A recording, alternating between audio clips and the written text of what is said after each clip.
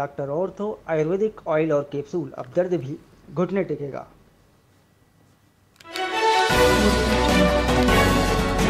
Bilaspur rail हादसा, assistant loco pilot suspend किया गया।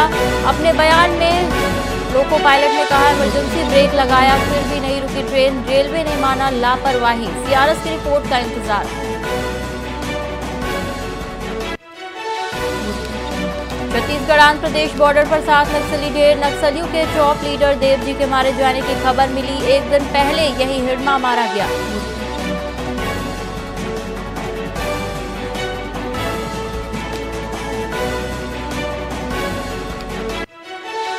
दुर्ग में पकड़ाया जुए का फड़, 39 आरोपी गिरफ्तार। घर में चल रहा था 9 लाख रुपए नगद की जब्त।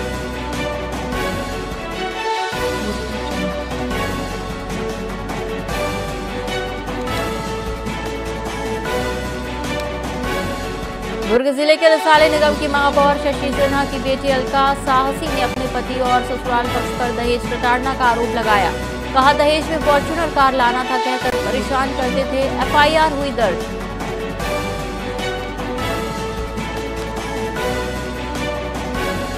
बिलासपुर जशपुर समेत 5 जिलों में शीतलहर का येलो अलर्ट। रायगढ़ में ठिठुरन 9 जगह पर अलाव की व्यवस्था। गर्म कपड़ों के बाजार में बढ़ी भीड़।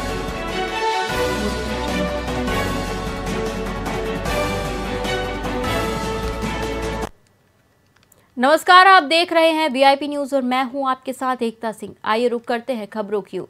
छत्तीसगढ़ विधानसभा का एक दिवसीय विशेष सत्र आज पुराने भवन में आयोजित हुआ, जो यहां का अंतिम सत्र रहा। विधानसभा अध्यक्ष डॉक्टर रमन सिंह ने कहा कि वो 23 वर्षों की इस ऐतिहासिक यात्रा के गवाह रहे हैं, जहां विकास की कई गाथाएं लिखी गई और न्यूट्रिशनल सिक्योरिटी एक्ट जैसे महत्वपूर्ण फैसले लिए गए। उन्होंने बताया कि पहला विधानसभा सत्र जशपुर में टेंट के नीचे हुआ था, जबकि अब नया भवन तैयार है। सत्र में 15 भाजपा और 10 कांग्रेस विधायकों ने विकास यात्रा पर अपने वक्तव्य दिए। 14 से 17 दिसंबर तक नया शीतकालीन सत्र नए विधानसभा भवन में आयोजित किया जाएगा।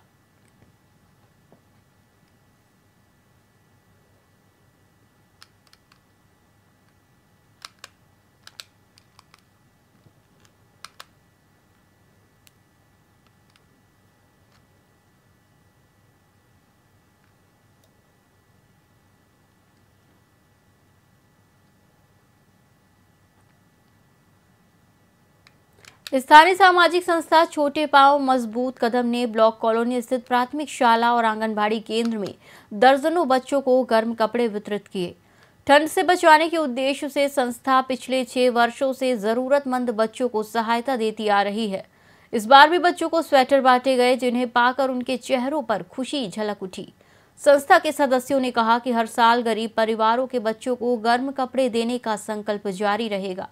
विद्यालय शिक्षकों और आंगनबाड़ी कार्यकर्ताओं ने इस मानवीय पहल की सराहना की और कहा कि इससे बच्चों में पढ़ाई का उत्साह भी बढ़ता है।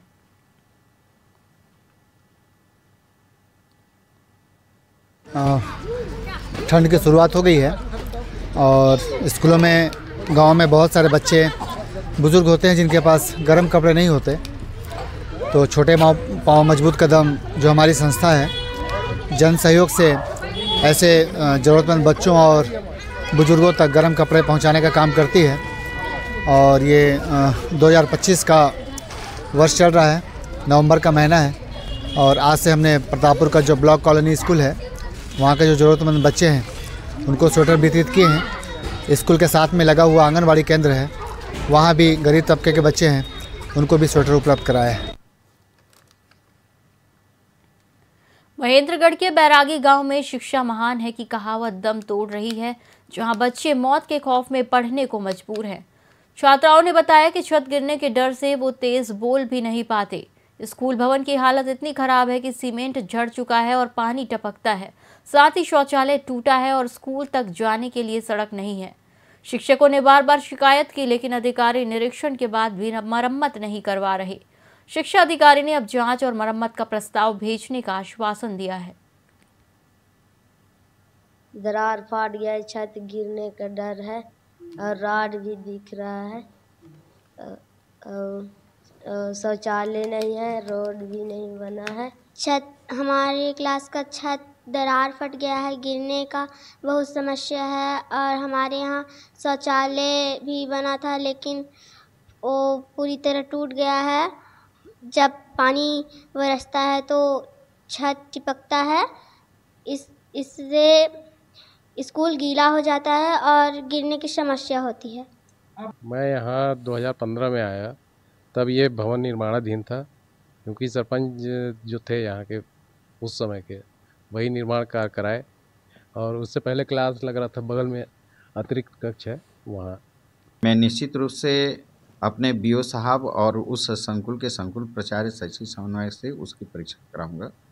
और जहाँ तक कि आप बोल रहे हैं कि वो बहुत जर्जर स्थिति है, बच्चों को बैठने की नहीं है, तो हमारे शासन ने, हमारे माननीय सचिव महोदय ने और डायरेक्टर सर ने इसको कलेक्टर सर के माध्यम से उसको परीक्षण भी कराने के निर्देश दिए हैं। मैं तुरंत जो है उसका परीक्षण करके मरम्मत के लिए प्रस्ताव शासन को भेजूंगा। दरार फाट बेमेतरा के नवागढ़ में सरपंच और पत्रकारों के बीच तनाव ने अब सनसनीखेज मोड़ ले ली है। सर्वदलीय मंच ने कलेक्टर और एसपी को ज्ञापन सौंपकर खुलासा किया है कि ये विवाद किसी तीसरे की रची हुई राजनीतिक साजिश है। मंच का दावा है कि भ्रामक सूचनाएं फैलाकर दोनों पक्षों के बीच जानबूझकर खाई पैदा की गई। उन्होंने निष्पक्ष जांच की मांग करते हुए कहा कि वो कौन है जिसे इस विवाद से राजनीतिक फायदा हो रहा है, ये जल्द सामने आना चाहिए। हम लोग आज कलेक्टर साहब को हमारा एक सर्वदलीय मंच बना, जो अभी वर्तमान में पत्रकारों के बीच और सरपंचों के बीच जो वातावरण पैदा किया गया है, ये कोई वातावरण इनके पैदा किया हुआ नहीं, किसी तीसरे का पैदा किया हुआ है। और ये लोग जो पैदा किए हैं ये केवल अशांति पैदा कर रहे हैं और इसकी सही ढंग से जांच होनी चाहिए। और जो पर्दे के पीछे से जो काम कर रहे हैं उनका चेहरा सामने आना चाहिए। अभी जो पत्रकारों के खिलाफ सरपंच लोगों के द्वारा शिकायत की गई थी, उसी का हम लोग निष्पक्ष जांच को लेकर यहाँ एसपी सर और कलेक्टर सर को ज्ञापन दिए। हम लोग सर्वदलीय मंच का गठन किए हैं। मामला ये है कि पत्रकार बंधुओं और सरपंच संघ के बीच जो विवाद जो चल रहा है उसमें क्षेत्र में बहुत तनाव का माहौल है। वह माहौल ऐसा क्यों बन रहा है, ऐसा परिस्थिति क्यों आई, इस परिस्थिति को सही जांच करके कलेक्टर एसपी साहब से हम लोग एक ज्ञापन के माध्यम से ज्ञापन दिए। हम चाह रहे हैं कि ये ऐसा मामला कौन करा रहा है, कैसा हो रहा है, आज तक तो ऐसा हुआ नहीं है। ये अभी ये सब देखने को मिल रहा है और लोगों का वहाँ चर्चा है, चौक चौराहों पान ठेला सब में चर्चा है कि मीडिया वाले लोग ऐसा नहीं चाह रहे हैं, न सरपंच लोग चाह रहे हैं। इसमें तीसरा पर्सन से ऐसा काम कराया जा रहा है और क्षेत्र में माहौल अच्छा नहीं जा रहा है, संदेश अच्छा नहीं जा रहा है। और दोनों के बिना, मीडिया के बिना भी और सरपंच के बिना भी कहीं का काम होना नहीं है। इसलिए इसका उचित जांच होना चाहिए और जो तीसरे व्यक्ति है वो उसका चेहरा सामने आना चाहिए।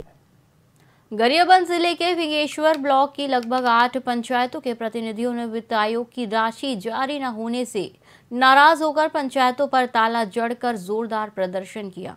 पंचायत प्रतिनिधियों ने बताया कि सरपंच बने 9 माह हो गए हैं, लेकिन वित्त आयोग की राशि सरकार ने जारी नहीं की, जिससे विकास कार्य पूरी तरह ठप है।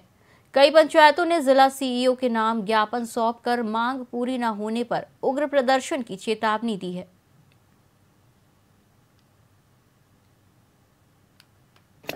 अगर मांग पूरी नहीं होती है तो आने वाला टाइम में उग्र आंदोलन पंचायत के द्वारा किया जाएगा। अभी जो हम लोगों ने 1 दिवसीय जो पंचायत बंद करने का आह्वान किया था उसमें 15 से 20 गांव के जो सरपंच थे हमारे साथ थे और हम सरकार से यही कहना चाहते हैं कि जो 15 वित्त की राशि तत्काल पंचायतों में फंड के माध्यम से जारी करवाए। उनके न आने से बहुत ही मुश्किलों का सामना हमें सरपंचों को करना पड़ रहा है, हमें जवाब भी देना पड़ रहा है गाँव वालों को। और गांव वालों को भी बताना चाहता हूं आपके मीडिया के माध्यम से कि हमें फंड नहीं आया है उस काम से, उसके नाम से हम लोग काम अच्छे से करा नहीं पा रहे हैं। ज्ञापन तो 1 दिवसीय तालाबंदी का दिए हैं सांकेतिक रूप से, क्योंकि जब से निर्वाचन हुआ है तब से लेकर अभी तक हम लोगों को किसी प्रकार से 15 फाइनेंस का पैसा नहीं मिला है। लगातार जितने भी कार्य हमारे पंचायत में चल रहे हैं सब उधारी में चल रहे हैं। अब जो वेंडर लोग हैं उन लोग भी सामान देने से इनकार, फंड नहीं होने से न तो नल जल की जो भरपाई है वो नहीं हो पा रहा है, बिल नहीं पट रहा है, न तो लाइट लग नहीं पा रहा है। लेकिन लग भी रहा है वो सिर्फ उधारी में और अब जो है लगातार 8-9 महीने तक तो उधारी में हम लोग संभाल लिए हैं। वो काम करा होते कर पैसा दो कथे, हम कहाँ से पैसा दें? जब बोला देत नहीं पैसा तो राशि ने दे तो क्यों नहीं ताला बंद करा था।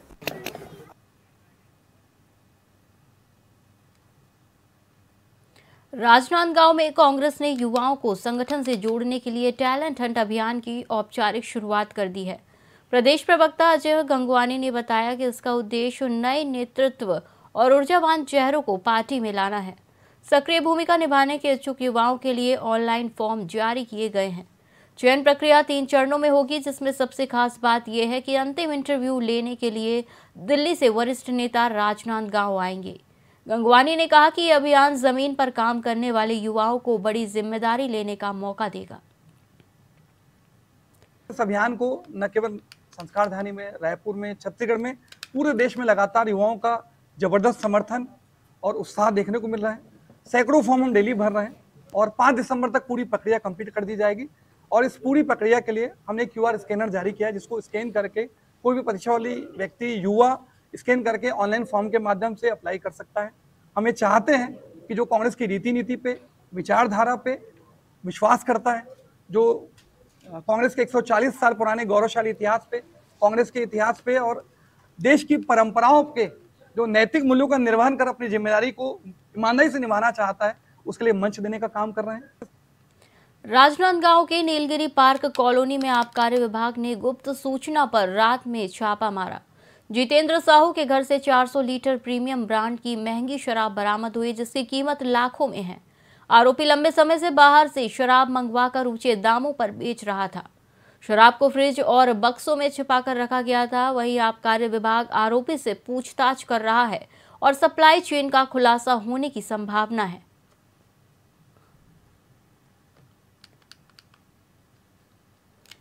आबकारी विभाग को अपने सूचना तंत्र के माध्यम से जानकारी प्राप्त हुई थी कि जितेंद्र साहू नाम का एक व्यक्ति है जो प्रीमियम हाई रेंज की मदिरा को महाराष्ट्र से लाकर नीलगिरी पार्क में एक कमरे में लाकर डंप कर रहा था।